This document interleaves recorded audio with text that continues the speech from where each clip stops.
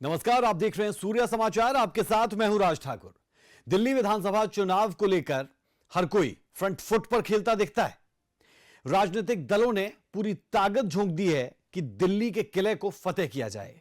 BJP, Congress और आम आदमी पार्टी के इस त्रिकोणीय मुकाबले में इस बार दिल्ली का विजेता कौन कहलाएगा, यह तो फिलहाल भविष्य के गर्त में है। गुरुवार से चुनाव प्रचार में उतरे योगी आदित्यनाथ ने एक दिन में 3 रैलियां की। इस दौरान उनका वही चिर परिचित अंदाज देखने को मिला जो इससे पहले किसी दूसरे प्रदेश में चुनाव प्रचार के दौरान देखने को अक्सर मिलता है। दिल्ली में अपने चुनावी भाषण के जरिए योगी आदित्यनाथ ने विरोधियों को यह बता दिया कि हरियाणा और महाराष्ट्र के बाद अब दिल्ली विजय का संकल्प उन्होंने लिख दिया है, जिसे वो हर हाल में पूरा करके रहेंगे। अगले 3 दिनों में योगी आदित्यनाथ की धुरंधर 11 और रैलियां होनी है। जाहिर है, जहां जहां योगी आदित्यनाथ जाएंगे, विरोधियों के लिए मुश्किलें और बढ़ जाएंगी। बटेंगे तो कटेंगे, एक हैं तो सेफ हैं के नारे के साथ हरियाणा और महाराष्ट्र में खूब हिट रहा यह फॉर्मूला, जिसका सीधा लाभ बीजेपी को सीट जीतने में मिला। ऐसे में विरोधी अब योगी आदित्यनाथ का काट तलाशने लगे हैं, या फिर यह भी कह सकते हैं कि तमाम प्रयासों के बावजूद विरोधियों को योगी आदित्यनाथ की काट नहीं मिल पा रही है।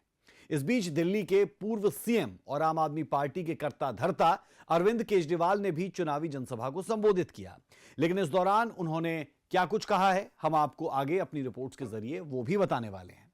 दिल्ली की जंग जीतने के लिए बीजेपी के राष्ट्रीय अध्यक्ष जेपी नड्डा ने भी चुनाव प्रचार शुरू कर दिया है। उन्होंने उत्तम नगर और सकूर बस्ती में 2 चुनावी जनसभाओं को संबोधित किया।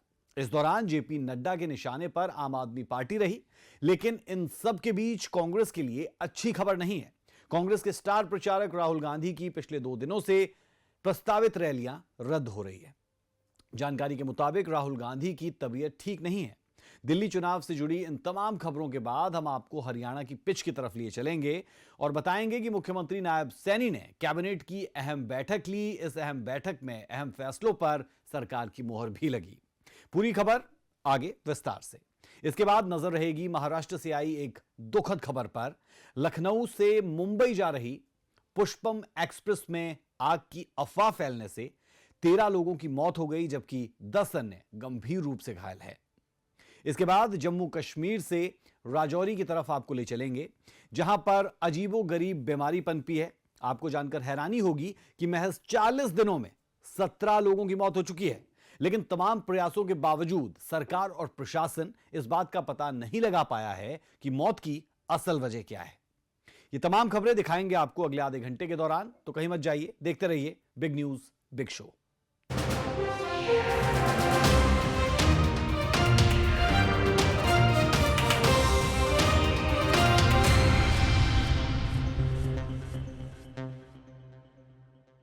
सबसे पहले बात दिल्ली चुनाव की करते हैं, जिसमें योगी आदित्यनाथ की एंट्री से विरोधियों की टेंशन बढ़ती जा रही है।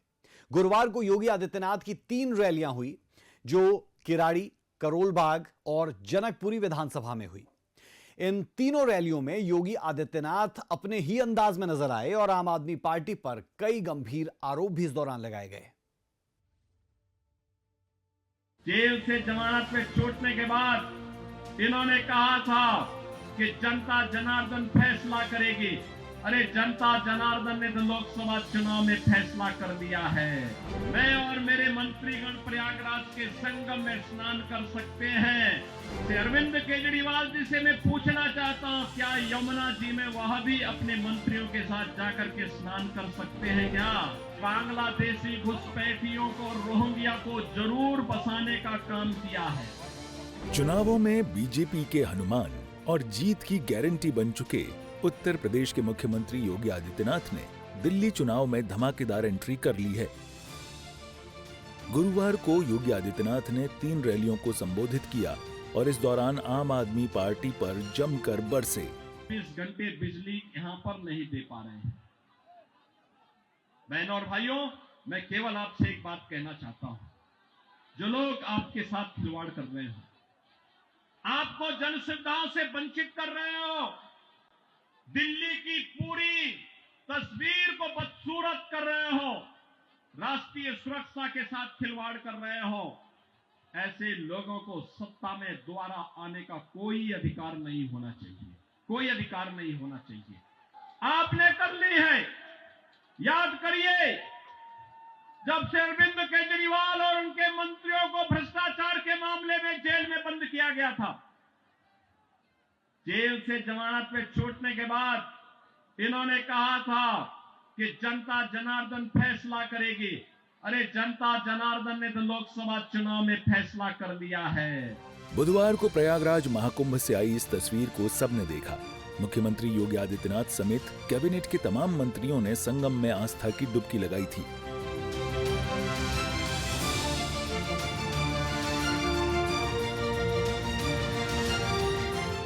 और आज जब योगी आदित्यनाथ दिल्ली पहुंचे तो इसी मुद्दे पर अरविंद केजरीवाल को घेर लिया।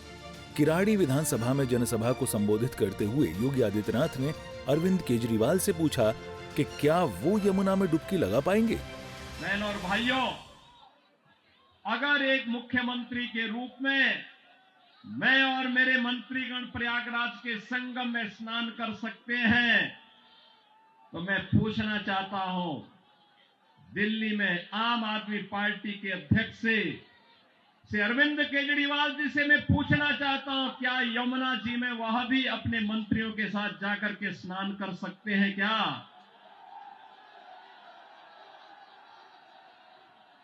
अगर उनमें नैतिक साहस है तो उनको इसका जवाब देना चाहिए। यमुना मैया को एक गंदे नाले के रूप में बदलने का अपराध क्या उन्होंने किया है कि नहीं किया है? और अगर वह व्यक्ति इस बात का अपराधी है तो फिर मुझे नहीं लगता है कि जनता जनार्दन की इस अदालत में उन्हें कोई माफी दी जानी चाहिए। वो माफी के हकदार नहीं हो सकते। इस दौरान योगी आदित्यनाथ ने रोहिंग्या, बांग्लादेशी घुसपैठिए और दिल्ली दंगा को लेकर भी केजरीवाल को अपने निशाने पर लिया। योगी आदित्यनाथ ने आरोप लगाया कि रोहिंग्या बांग्लादेशियों के आधार कार्ड आम आदमी पार्टी के घर से बनते हैं। आम आदमी पार्टी ने एक सुनियोजित साजिश के अंतर्गत ओखला दिल्ली के अंदर उद्योग तो नहीं लगने दिए, कोई रुचि भी नहीं ली, लेकिन इसमें बांग्लादेशी घुसपैठियों को, रोहिंग्या को जरूर बसाने का काम किया है। आम आदमी पार्टी के नेताओं के घर में आधार बनाने की मशीन के माध्यम से आधार बांटे जाते हैं इन बांग्लादेशी घुसपैठियों को। और दूसरी तरफ उत्तर प्रदेश में न्यू ओखला के रूप में नोएडा की तस्वीर भी आप सबके सामने है। एक सुनियोजित साजिश के तहत दिल्ली की जनता को तो इन्होंने जन सुविधाओं से वंचित रखा ही, साथ साथ राष्ट्रीय सुरक्षा के साथ खिलवाड़ भी इन्होंने उन अपने शरारत भरी कृत्यों से किया है। हिंदू वोटरों को अपने पक्ष में करने के लिए आम आदमी पार्टी ने पुजारी ग्रंथि योजना शुरू करने का वार किया है। इस पर योगी आदित्यनाथ ने सवाल उठाया और इसे लोगों की भावनाओं से खिलवाड़ बताया है। ये लगातार राष्ट्रीय सुरक्षा के साथ खिलवाड़ कर रहे हैं। स्वाभाविक रूप से जो अपने गुरु सरदे अन्ना हजारे को धोखा दे सकता हो, वह व्यक्ति जनता को भी धोखा देने में माहिर होगा। देश को भी धोखा दे रहे हैं, जनता जनार्दन को भी धोखा दे रहे हैं। लगातार अपने वक्तव्यों के माध्यम से ऐसे वक्तव्य जारी कर रहे हैं जिसमें अब मैं विश्वास के साथ कह सकता हूं कि दिल्ली की जनता आने वाली नहीं है, और मैं यही अनुरोध करने के लिए आया हूं। योगी आदित्यनाथ का पूरा भाषण आम आदमी पार्टी पर केंद्रित था, जिसमें उन्होंने शिक्षा, सड़क और बिजली जैसे मुद्दे पर भी केजरीवाल सरकार को घेरा है। दरअसल हरियाणा और महाराष्ट्र में विजय के बाद योगी आदित्यनाथ अब दिल्ली विजय की तैयारी में हैं। ब्यूरो रिपोर्ट, सूर्य समाचार। दिल्ली में 27 साल बाद कमल खिलने को आतुर है। बीजेपी ने अपने सभी सिपाहियों को चुनावी मैदान में उतार दिया है। यहां तक कि बीजेपी के राष्ट्रीय अध्यक्ष जेपी नड्डा भी ताबड़तोड़ रैलियां कर रहे हैं। गुरुवार को जेपी नड्डा की 2 चुनावी जनसभा उत्तम नगर और सकूर बस्ती में हुई। इस दौरान जेपी नड्डा आम आदमी पार्टी और अरविंद केजरीवाल पर जमकर बरसे।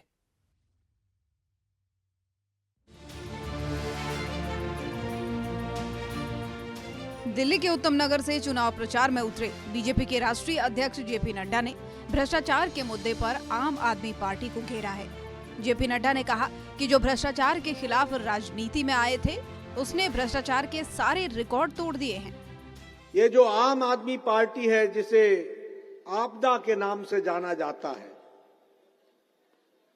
ये पार्टी को भी उखाड़ फेंकने का आपने निर्णय ले लिया है और उससे मुक्ति पाने के स्वर मैं यहां पर देख रहा हूं। मित्रों,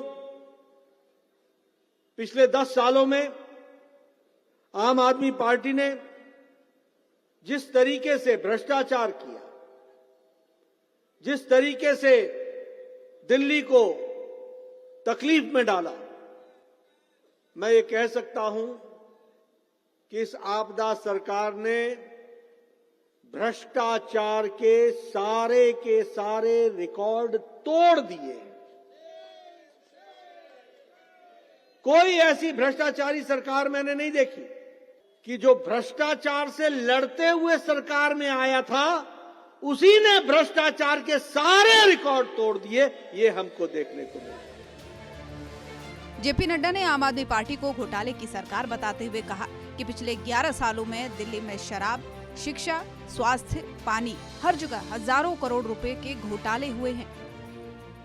10 वर्षों की अगर मैं बात करूं तो इस आपदा सरकार ने शिक्षा की बात कही, लेकिन शिक्षा छोड़कर शराब घोटाले में पड़ गए। और शराब घोटाले में भी छोटा मोटा घोटाला नहीं किया, 2800 करोड़ रुपए का घोटाला किया। उसी तरीके से इन्होंने कहा था कि मैं पानी दूंगा, मुफ्त पानी दूंगा। बताओ, साफ पानी आता है क्या? पहले तो ये बताओ, पानी आता भी है क्या? और आता है तो साफ आता है क्या? मित्रों, जल बोर्ड में 28,000 करोड़ रुपए का घोटाला किया, 28,000 करोड़ रुपए का, और ऑडिट भी नहीं कराया। यानी चोरी तो की, सीना चोरी भी की, और टैंक माफियाओं को, टैंकरों के माफियाओं के हाथ पर दिल्ली की जनता को छोड़ दिया। ये हम सबको देखने को मिला है। छोटा मोटा घोटाला करता ही नहीं, 300 करोड़ रुपए का दवाई घोटाला, नकली दवाई गरीबों को खिलाई।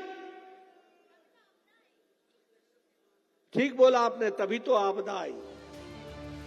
चुनावी जनसभा को संबोधित करते हुए जेपी नड्डा ने कहा कि अरविंद केजरीवाल के झूठ को जनता समझ चुकी है और इस चुनाव में जनता उन्हें जवाब देगी।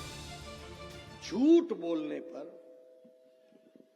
बोलने वाला कोई नेता राष्ट्रीय स्तर पर अगर उसका कोई कंपटीशन हो, तो उस कंपटीशन में अगर कोई फर्स्ट आएगा तो वह केजरीवाल आएगा। इसके बराबर का झूठ बोलने वाला और इतनी सफाई से, इतनी मासूमियत चेहरे पर रख करके झूठ बोलते हैं और सबको बरगलाने का काम करते हैं। लेकिन दिल्ली की जनता अब जाग चुकी है। 5 तारीख को दूध का दूध, पानी का पानी करेगी और इसको हिसाब देगी। ये हम इस दौरान जेपी नड्डा ने कूड़े का ढेर और यमुना की सफाई का मुद्दा भी उठाया। जेपी नड्डा ने कहा कि केजरीवाल सिर्फ केंद्र की योजनाओं पर रोक लगाने में लगी है। ब्यूरो रिपोर्ट, सूर्य समाचार। दिल्ली चुनाव को लेकर आपने बीजेपी के दावे तो देख लिए, लेकिन सवाल यह कि इन दावों पर जनता सोचती क्या है। तो इसकी पड़ताल भी सूर्य समाचार की टीम ने ग्राउंड जीरो पर जाकर की और उन तमाम वोटर्स का मन टटोलने की कोशिश की जिनके वोट दिल्ली चुनाव में हार और जीत को सुनिश्चित करने वाले हैं। दिल्ली के बाबरपुर से हमारे विशेष संवाददाता की यह विशेष रिपोर्ट देखें।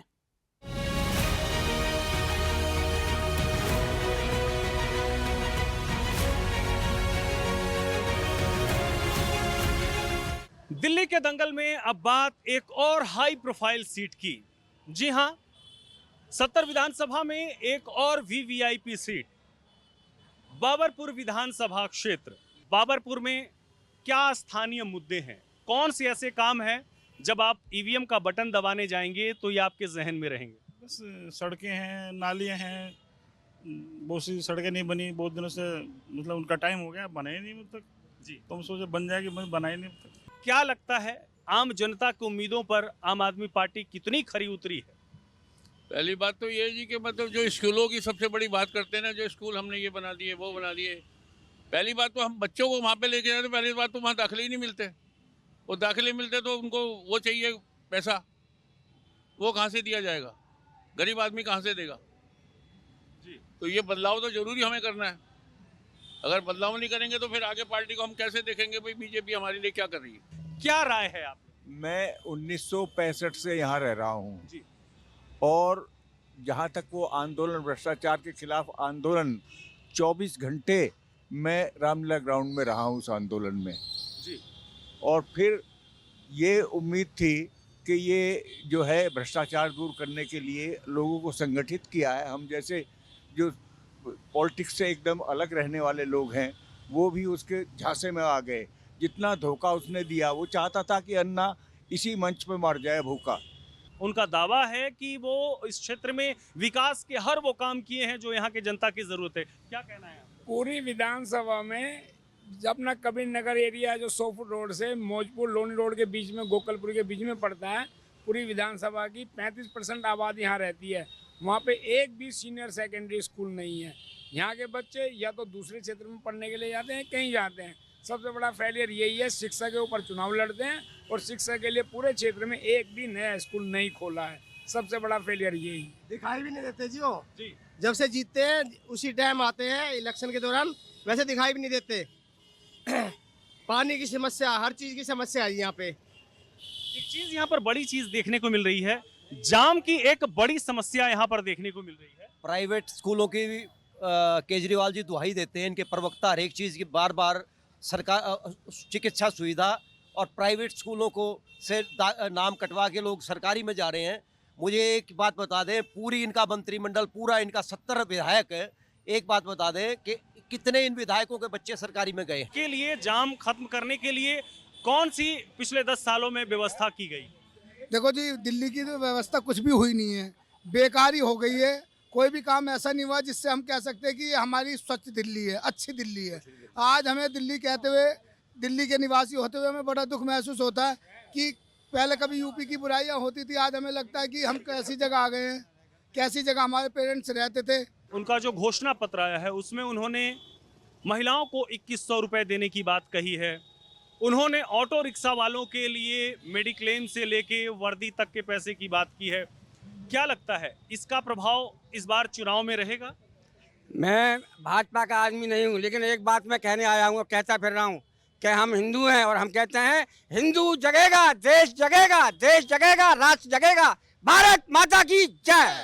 अगली बार हम किसी और विधानसभा क्षेत्र से आपको बताएंगे कि वहाँ के स्थानीय समीकरण क्या हैं, वहाँ के मुद्दे क्या हैं और जनता के मन में क्या। कैमरामैन राम त्रिपाठी के साथ मैं संदीप कुमार मिश्र, बाबरपुर, सूर्या समाचार।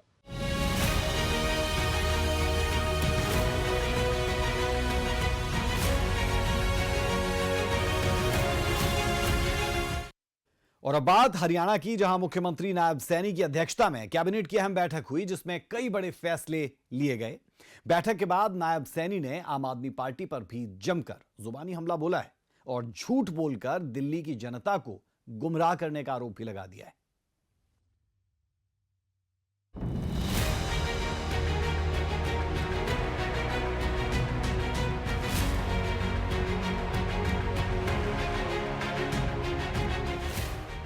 मुख्यमंत्री नायब सैनी की अध्यक्षता में गुरुवार को हरियाणा कैबिनेट की बैठक हुई, जिसमें कई अहम फैसले लिए गए, जिसमें प्रमुख रोगियों को पेंशन में 18 साल की उम्र सीमा समाप्त, मर्ज हुए विभागों द्वारा कर्मचारियों के लिए पेंशन, दिव्यांगजनों में 10 और श्रेणियां जोड़ी गईं, प्रदूषण से मुक्ति के लिए एयर क्लीन डीपीआर को मंजूरी, व्यापारियों के लिए वन टाइम सेटलमेंट स्कीम को मंजूरी और चुकलाना धाम के लिए पूजा स्थल बोर्ड का ऐलान है।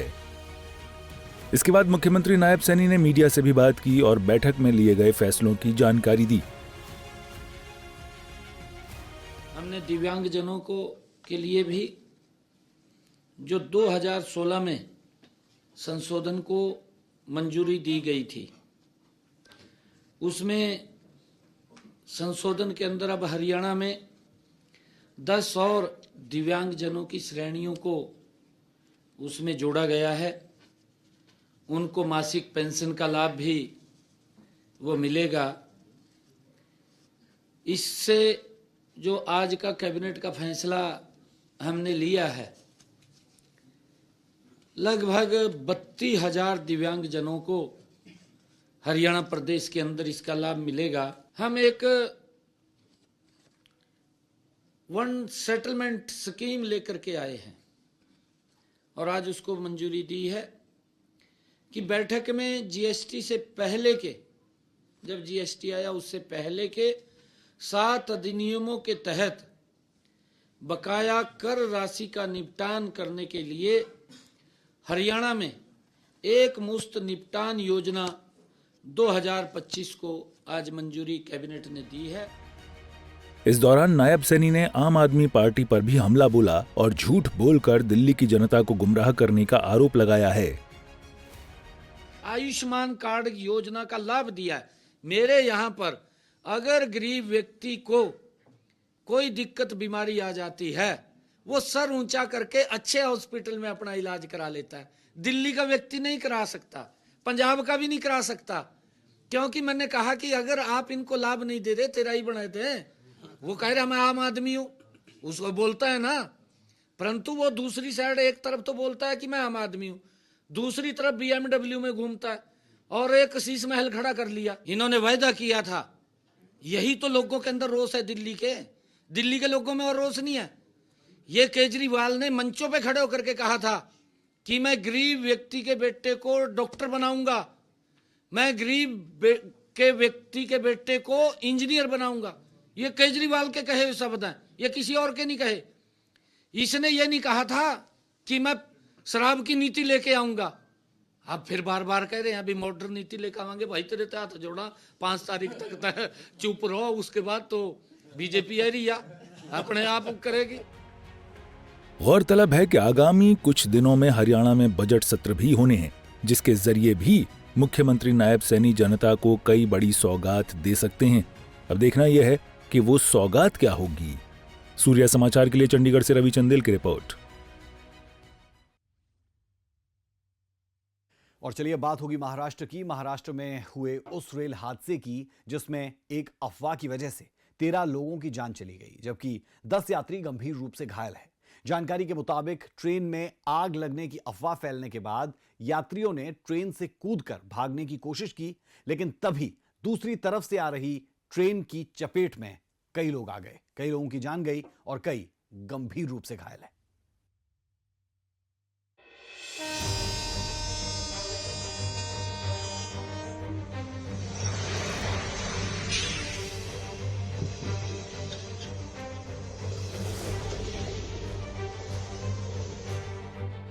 एक अफवाह कितनी घातक साबित हो सकती है, इसकी बानगी महाराष्ट्र के जलगांव में हुए ट्रेन हादसे से पता चलती है, जिसकी गवाही ट्रेन की पटरियों पर पड़ी एक क्षत विक्षत लाशें दे रही हैं।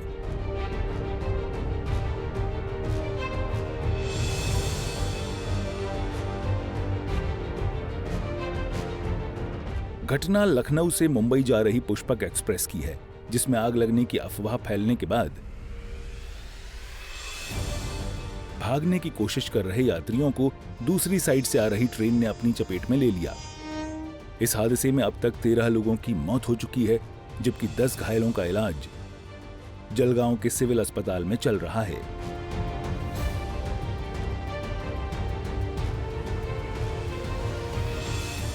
घटना के दौरान ट्रेन में मौजूद यात्रियों के मुताबिक आग लगने की अफवाह सबसे पहले एक चाय वाले ने फैलाई थी, जिससे जनरल डिब्बे में सफर कर रहे यात्री घबरा गए और चलती ट्रेन से ट्रैक पर कूद गए। दौरान किसी यात्री के चेन पुलिंग करने पर कुछ अन्य पैसेंजर्स भी ट्रेन से कूद गए। अफवाह की वजह से यात्रियों में इतना डर फैल गया था कि उन्हें दूसरी तरफ से आ रही गाड़ी का पता ही नहीं चला और वो उसकी चपेट में आ गए।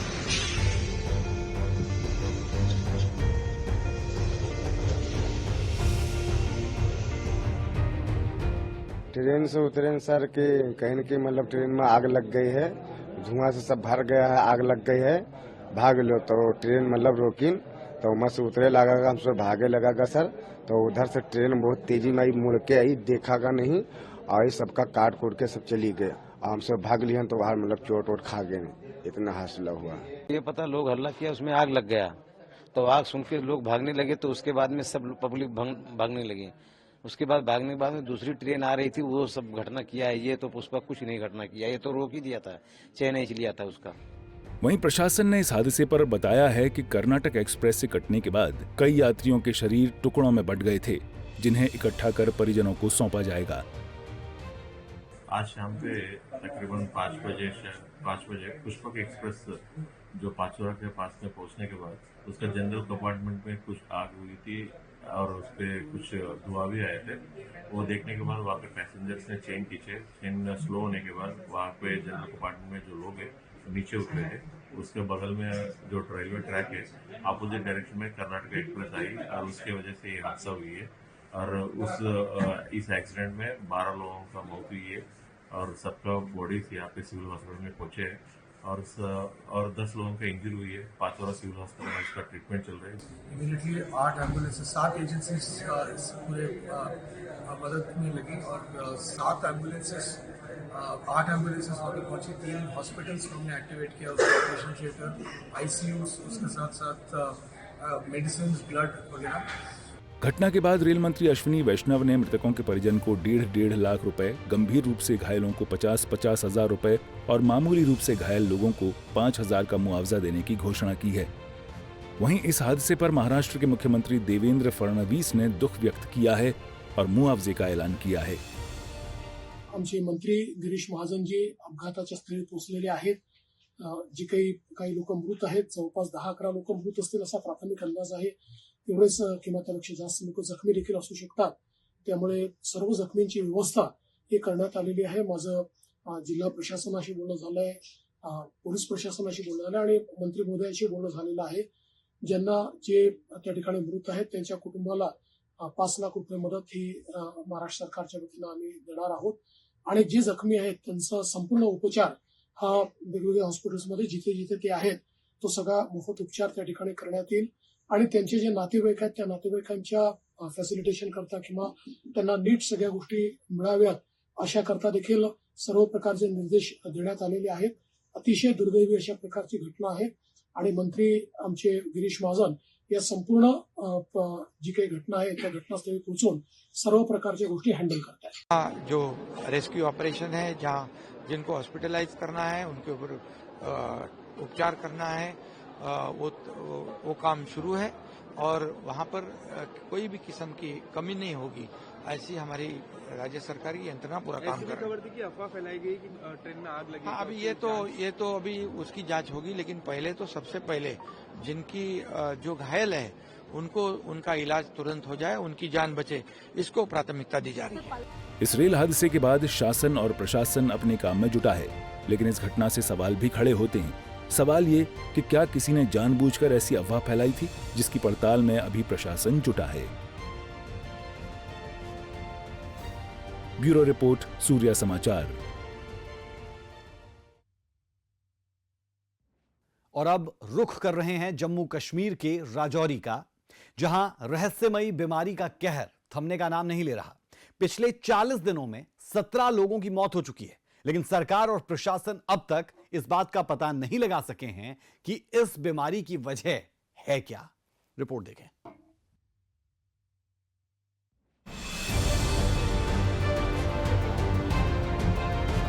राजौरी में रहस्यमयी बीमारी का आतंक। 40 दिन, 17 मौत और लोग बेबस। पिछले 40 दिनों से राजौरी के लोग दहशत में जी रहे हैं। वजह है एक रहस्यमयी बीमारी जिसकी चपेट में आकर अब तक 3 परिवार तबाह हो चुके हैं। 17 लोग अपनी जान गंवा चुके हैं। एक ही परिवार के 8 लोग इस रहस्यमयी बीमारी का शिकार बन चुके हैं, लेकिन मौत की वजह अभी तक साफ नहीं हो पाई है। गांव में तो डर है, बहुत डर है। क्या कि बच्चे स्कूल नहीं जाते डरे हुए, घर में कहीं दुकान पे जाते वहाँ भी डरते हैं। खाने पीने हम भी किसी को कोई चाय पानी देने से भी मजबूर हैं, किसी को बोल नहीं सकते खाने पीने के लिए, तो बहुत डर है। प्रशासन और स्वास्थ्य विभाग अभी तक इस रहस्यमयी बीमारी के बारे में कुछ भी पता नहीं लगा पाया है। इधर सरकार लोगों से घबराने के बजाय सावधानी बरतने की अपील कर रही है, लेकिन हालात कितने गंभीर हैं इसका अंदाजा आप इस बात से लगा सकते हैं कि खुद गृह मंत्रालय की टीम राजौरी पहुंचकर मामले पर संज्ञान ले चुकी है। देखिए, ये डिफरेंट इदारे आए हैं जो अपने अपने फील्ड में माने हुए हैं। हिंदुस्तान की जो टॉप एजेंसी हैं, जैसे फॉरेंसिक का हो गया, टॉक्सिकोलॉजी के हो गए, पैथोलॉजी, माइक्रोबायोलॉजी, अलग अलग फूड एंड ड्रग्स के हो गए, तो वो अपने अपने ढंग से अपना अपना इन्वेस्टिगेशंस कर रहे हैं। और जो एसओपी की बात है, वो तो हमने परसों भी, जब मैं बड़ाल में था, अपने एमएलए साहब जावेद भी थे, हमने लोगों को यही बताया था कि एसओपी, देखिए, इसमें आपको खाने पीने का ध्यान रखना है, लोगों से खाने का आदान प्रदान नहीं करना है, एक दूसरे का घर का खाना आगे पीछे नहीं ले जाना, जो खुद बनाते हैं खुद खाएं, थोड़ा बनाएं थोड़ा खाएं। गृह मंत्रालय के अलावा जम्मू कश्मीर के सीएम उमर अब्दुल्ला खुद भी इस बीमारी पर नजर बनाए हुए हैं। आए दिन राजौरी में रहस्यमयी बीमारी से प्रभावित गांव का दौरा कर हालात की जानकारी ले रहे हैं। फिलहाल तो तहकीकात हमारी जारी है।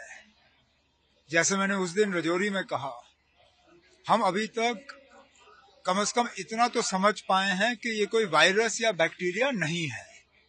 अब क्या चीज है, इसके लिए हमारी अपनी मेडिकल टीम, मरकज की टीम और पुलिस का सिट भी बिठाया गया है। हम जवाब जो है वो हासिल करेंगे और लोगों को बताएंगे। अब इसमें थोड़ा सा वक्त लग रहा है, क्योंकि अभी तक सब्सटेंस क्या है, किस वजह से ये सब हो रहा है, इसके बारे में पूरी तरह से हम पता नहीं कर पाए। जैसे कर पाएंगे आपको बता देंगे। खुद सीएम उमर अब्दुल्ला भी फिलहाल इस बीमारी पर कुछ साफ साफ नहीं बता पा रहे हैं। लिहाजा अब ये देखना दिलचस्प होगा कि स्वास्थ्य विभाग कब तक इस बीमारी के बारे में पता लगा पाता है, क्योंकि बीमारी के इलाज के लिए बीमारी की जानकारी होना जरूरी है। जम्मू कश्मीर से अमित शर्मा की report. Big news big show में अभी के लिए हमारा और आपका साथ इतना ही। मुझे मेरी पूरी टीम को दें इजाजत। खबरों का सिलसिला सूर्य समाचार पर बदस्तूर जारी है। नमस्कार।